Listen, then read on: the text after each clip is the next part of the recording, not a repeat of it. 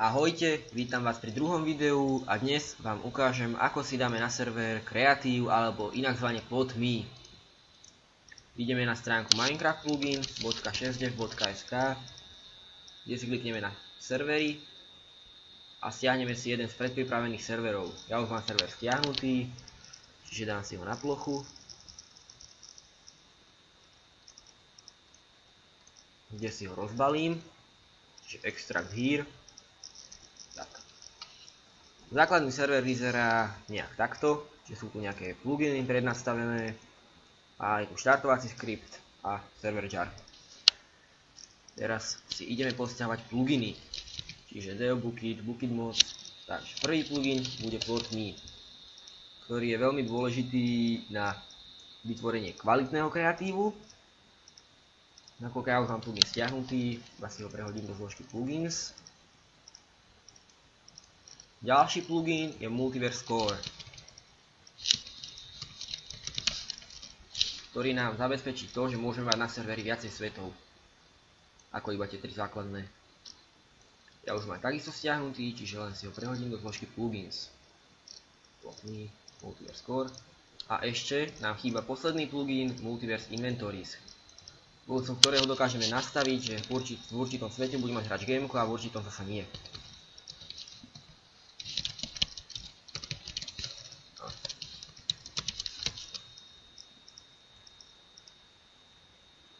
Tak, aj tento plugin mám stiahnutý, čiže dáme si ho sem a máme to. Takto nejako by sme sa mali pridať do 3 pluginy. Potom spustíme server.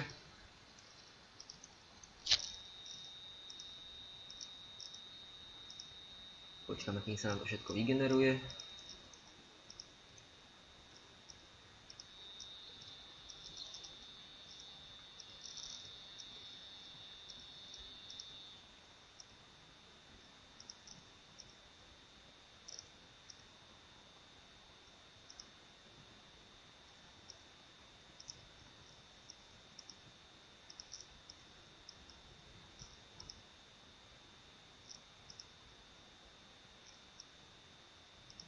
Nekonečná generácia svetov, samozrejme. Prečo nie? Tak.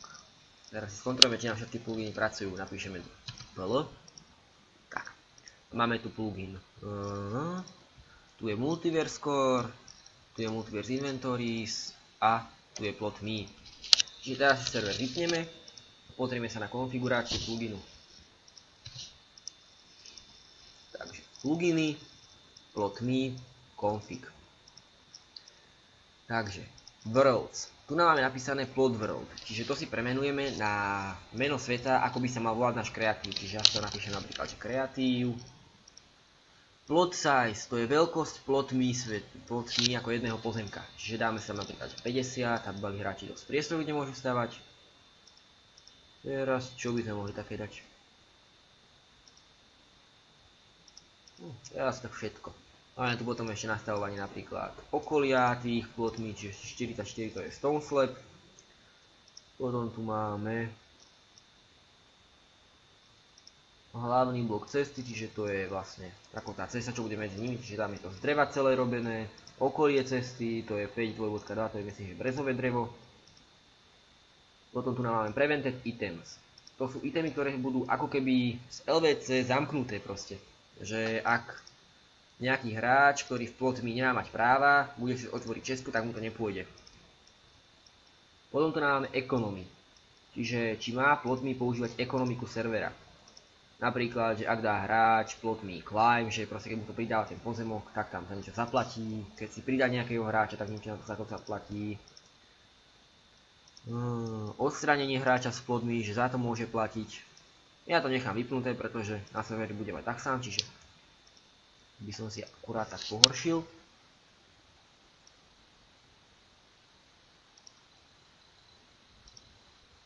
Hop, opravujem sa teraz.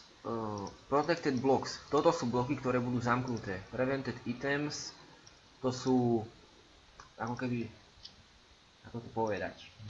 To sú proste itemy, ktoré budú kontrolované. Napríklad sa by sa dalo vysvetliť. Takže uložíme si to a ideme si spustiť server. Teraz budeme potrebovať ešte permisie s plotmi, čiže ideme na stránku plotmi a dáme si permissions.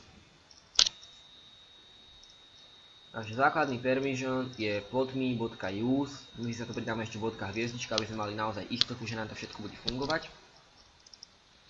Takže počkám, kým sa to už beží, čiže dáme teraz pex, medzera, group, medzera, default alebo meno vašej skupiny pre hráča, add a napíšeme tam plotme.use a hviezdička.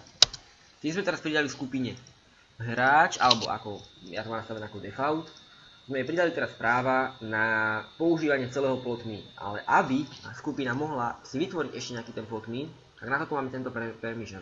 Plotme.limit a počet plotov, koľko ich proste hráč môže mať. Čiže dáme text, medzera, group, medzera, default, medzera, add a teraz píšeme plotme.limit a koľko by ich hráč mal mať, limit, a ja mu dám práva napríklad na 2 plotmy, takže enter. Teraz má tá skupina hráč povolenie na vytvorenie si 2 plotmy, aby sme mali úplne istú, že sa to všetko uložilo a pracuje ako má. Dáme ešte posledný reload serveru. Pustíme si Minecraft.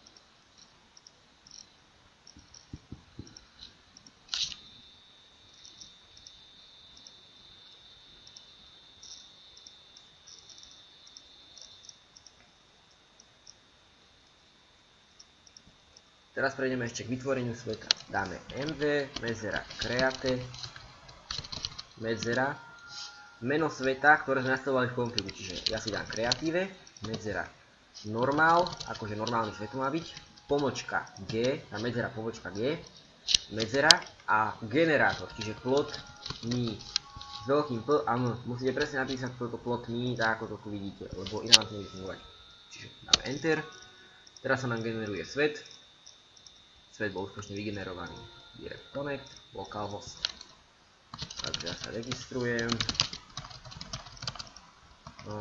Maximálna dĺžka hesla. Minimálna vlastne. Dobre. Teraz, aby som sa dostal do toho plotme sveta, tak napíšem lomítko plotme, medzera auto. Dostal som svoj pozemok, ale ako vidíte, stále nemám kreatívu. Takže teraz potrebujeme na to opečko, čiže op dark reader svk. A teraz napíšeme lomítko mv medzera modify medzera set medzera mode medzera kreatív. Ako kreatíve. Tak. Teraz sme tu nastavili kreatív mod, čiže ja si dám deop. Ale stále zatiaľ na kreatív, čiže idem na lomítko spawn. A potom keď už dám plotme, medzera home, mám tu kreatív a zmizli mi veci, ktoré som mal v survivale. Takže napríklad môžem ťažiť na tomto pozemku pekne. Toto fungovalo. A teraz nemôžem ťažiť inde, ako má môj pozemok. Ani na iných pozemkoch. You cannot build here. Čiže nemám povolenie stavať na tom pozemku. Ale ak dáme plotme medzera auto, čiže sme nastavili povolenie na 2 ploty, takže teraz som dostal druhý plotme.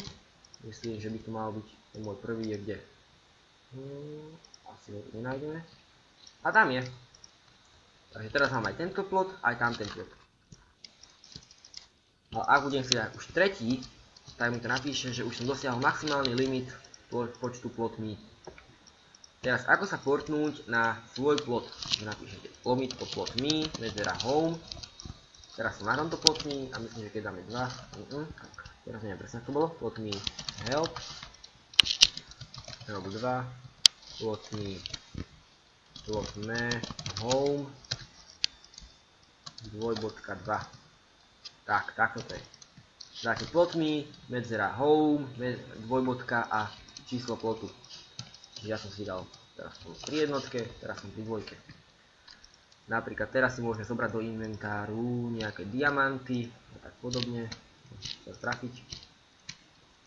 Takže mám ich v tomto svete. Ale keď prejdem napríklad do sveta survivalu, tak tí diamanty mi zmiznú a ostanú v tomto svete. Čiže keď dám teraz plotme home, má znova diamanty. Takže z tohto krátkeho tutoriálu by to bolo všetko. Ak sa videjko páčilo, like, aj odber poteší. Teším sa na ďalšie video. Ahojte!